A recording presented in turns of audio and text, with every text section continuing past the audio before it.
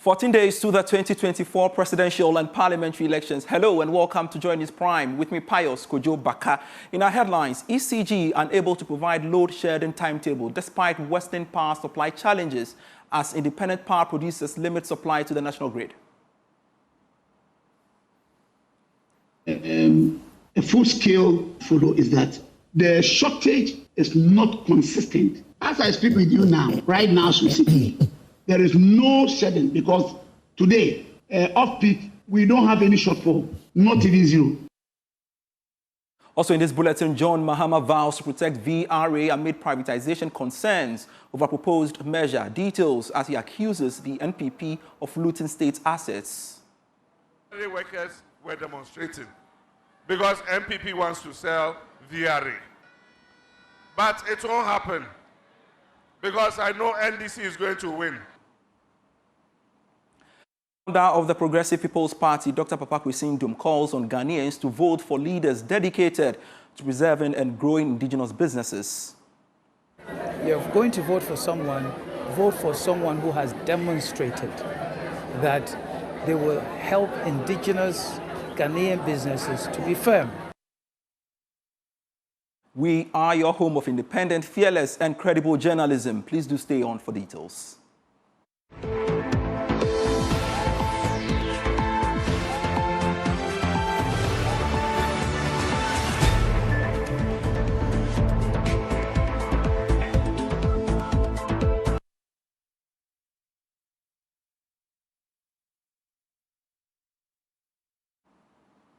Welcome to JoyNews Prime.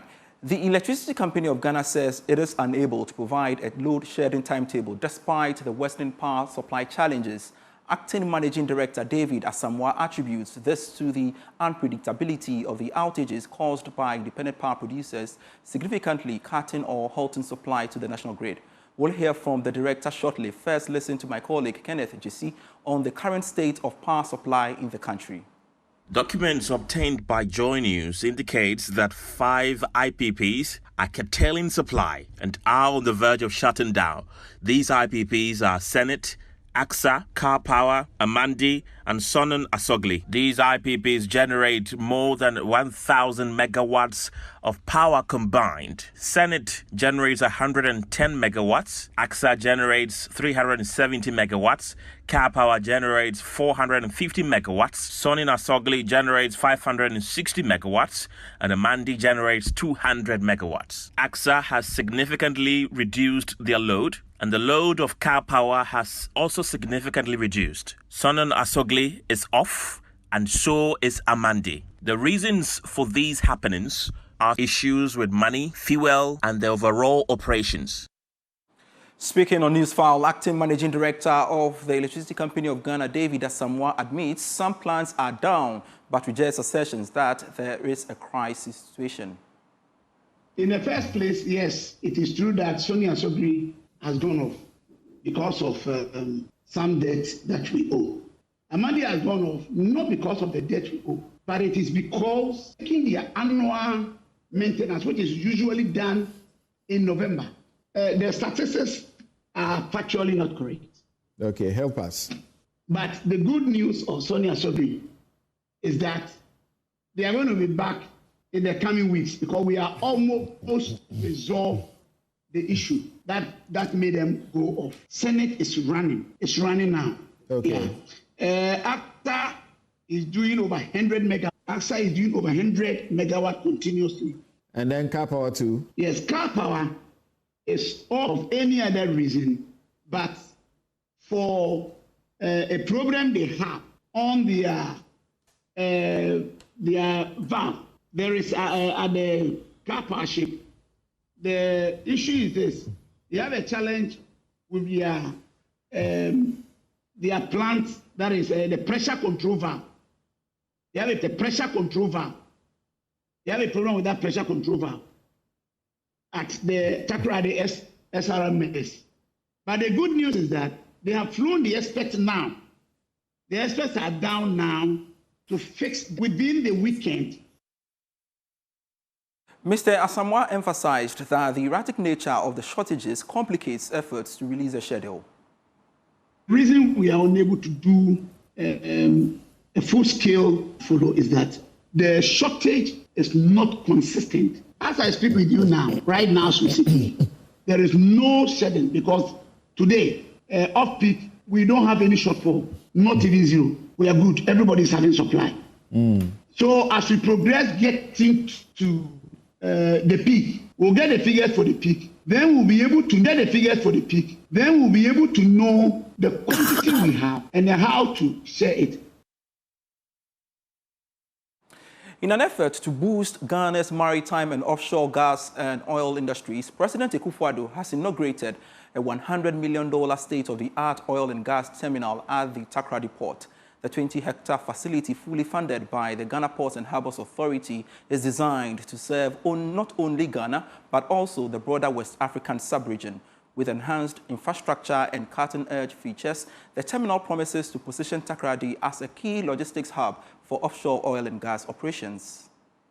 The Hector Oil and Gas Services Terminal at the Takoradi Port represents a significant milestone in Ghana's maritime sector. Constructed through the reclamation of a portion of the sea, the facility features a 550-meter quay wall with a draught of 10 meters, allowing larger vessels to dock. President Akufo-Addo, who commissioned the terminal, highlighted its importance in enhancing Ghana's maritime industry and solidifying the country's role in West Africa's offshore oil and gas operations. The completion of the Takoradi Oil and Gas Services Terminal is a key milestone in these efforts. This facility will not only streamline offshore supply services, but also enhance heavy engineering and fabrication activities that are vital.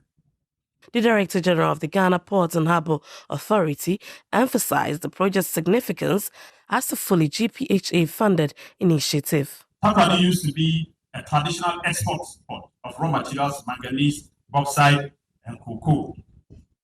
Thanks to you, you helped GPHA achieve the vision of transforming Takoradi also into a multi-purpose modern port, which is competing with Tema, and again having a specialized oil and gas facility that Tema doesn't even have. NDC presidential candidate John Mahama says the Volta River Authority will remain a public entity if he wins the December elections. Addressing party supporters on the final day of his tour of the Eastern region, he accused the governing MPP of systematically looting state assets, citing concerns raised by VRA staff over a proposed merger with the Buipa Authority.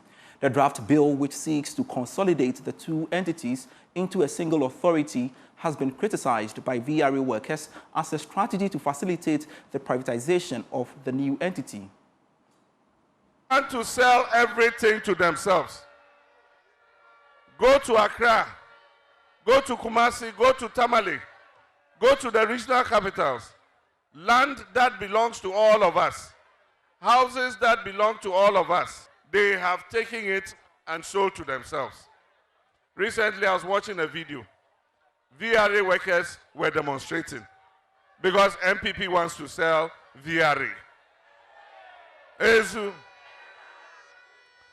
But it won't happen because I know NDC is going to win. And under an NDC government, nobody can sell VRA, I can assure you. Safety coordinator for the Volta River Authority and the Northern Electricity Distribution Company, Engineer Wendalin Kumalache, has called on Ghanaians to desist from the practice of indiscriminate cutting of trees and bushes. Speaking at a Safety Awareness Day held in Wa, he suggested the continuous cutting of trees and burning of bushes has a huge impact on the environment and puts lives at risk. JoyNews' Upper West Regional Correspondent Rafik Salam reports from Wa. They want to sell every...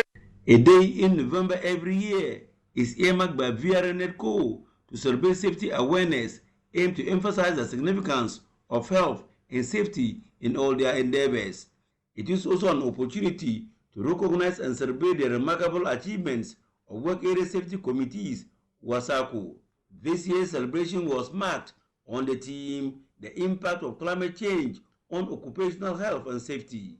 Safety coordinator for Upper West area of VRNetco, Wandelin Komleche, threw further light on the program. For us as workers, when we are exposed to these extreme high temperatures for a prolonged period, our health could be at risk. For instance, heat stroke, dehydration, cardiovascular stress, breathing, and respiratory disorders such.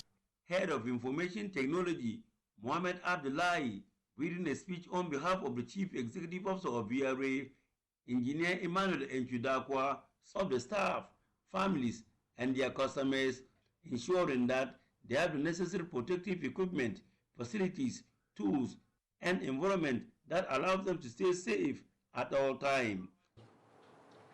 To help offset the deforestation and protect vital ecosystems, these trees absorb carbon dioxide and stabilize local climate, thereby mitigating the effects of climate change.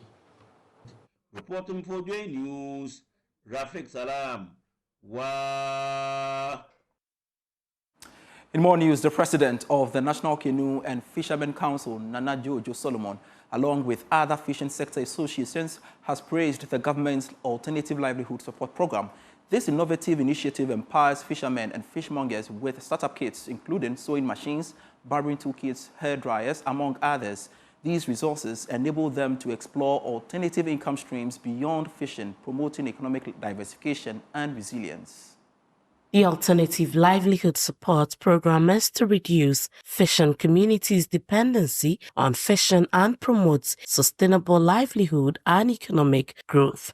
The initiative aims to support 8,000 fishers from selected coastal communities by equipping them with the necessary training and tools to establish businesses in diverse fields. GFRA conducted a research, and they came up with the statistics that 55% of the fisher folks wish that they could get additional means or additional income so that they will reduce the number of fishing activities they do on the sea.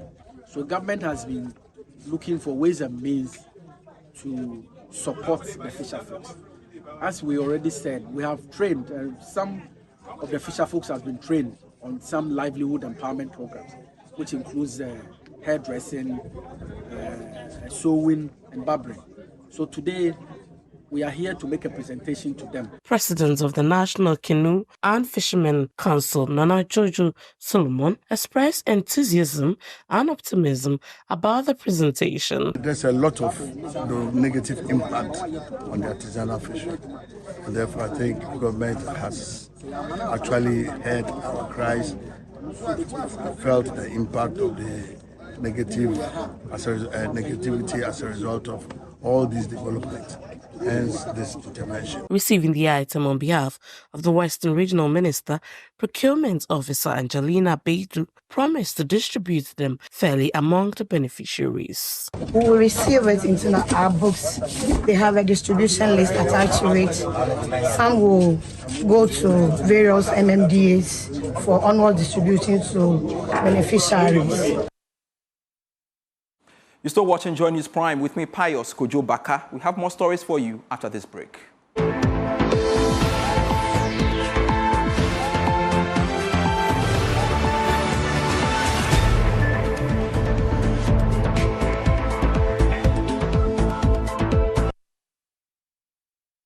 Indeed, we are your election headquarters. Let's do some election-related stories. And with barely 2 weeks to the general elections, the Ghanaian youth is being urged to elevate their voice in holding political parties accountable by interrogating their manifestos and campaign promises.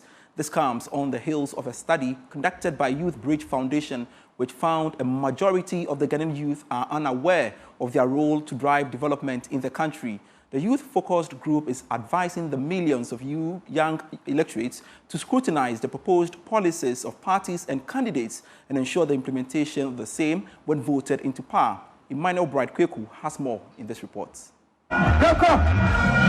Ahead of the December polls, political parties and candidates are promising various policies and initiatives to tackle challenges confronting the country, particularly for the youth in Ghana. Spanning education to employment and digital skills, the Ghanaian youth are anxious for solutions to their concerns which successive governments have failed to deliver over the years. But the failure of the political leaders is partly attributable to the youth not holding them to account. In as much as the government is saying they are doing A, B, C, D for us, what are we also doing? Most of us don't even know. Today I even got to know that most of us don't even know the policies that the political parties are bringing on board. We have not even read, let me add myself, we have not even read the manifesto.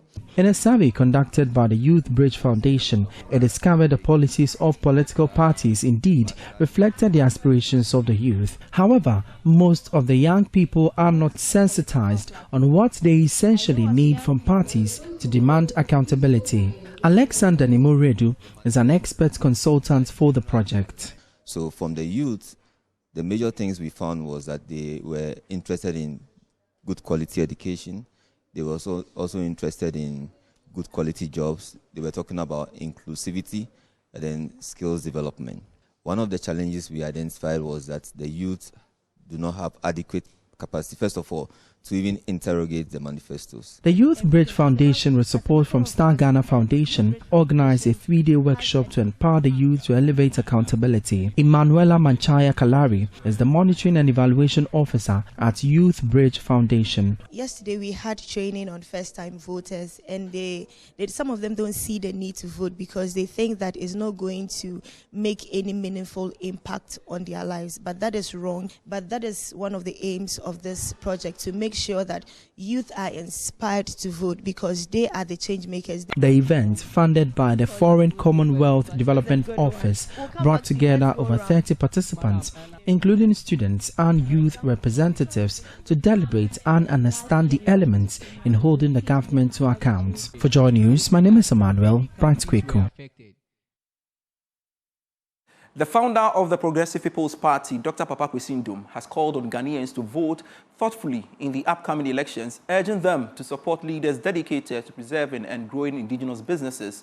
Dr. Nduom made these remarks during the inauguration of an ultra-modern nursery classroom block financed by the Group Nduom and the PPP for the Abeyi community in the Komenda Edina Iguafu Ebrim municipality. There is more in this report.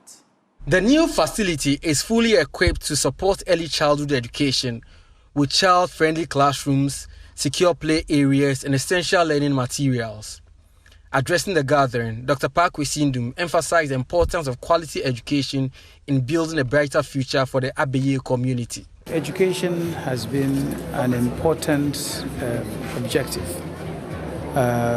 for myself, my family, for Group Nduom, and also for us at the Progressive People's Party. If you look at it, everywhere we go, we do something that has to do with education.